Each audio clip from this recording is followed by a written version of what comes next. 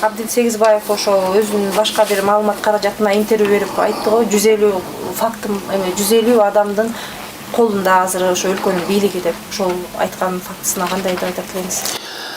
Эгерде Абдил Сегизбаевдин картотегинде 150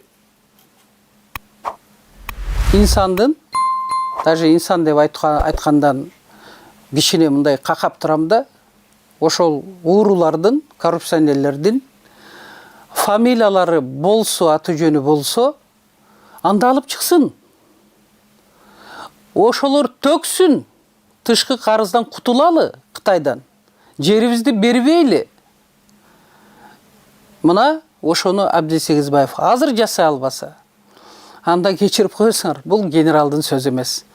Чыныгы генерал айттыбы, сразу көрсөтөт ошол фамилияларды.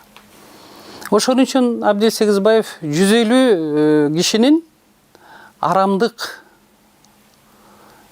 жолу менен байыган, мына ошол коррупционерлердин аты жөнүн ачык элге айтып чыгыңыз.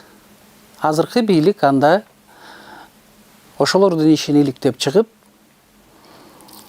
мыйзамсыз байыган байлыгын кустуруп, камайбы, камабайбы аны өздөрү чечишсин, бирок кустуруп, тышкы карызды Кытайга болгон жана башка өлкөлөргө болгон карызды анда кутулталы. Жардам бериңиз. Сиз Садыр Жапаровго жардам бербейсиз, сиз элге жардам бересиз, мамлекетке жардам бересиз, мына ушул кадамыңыз менен. Анда жардам бериңиз.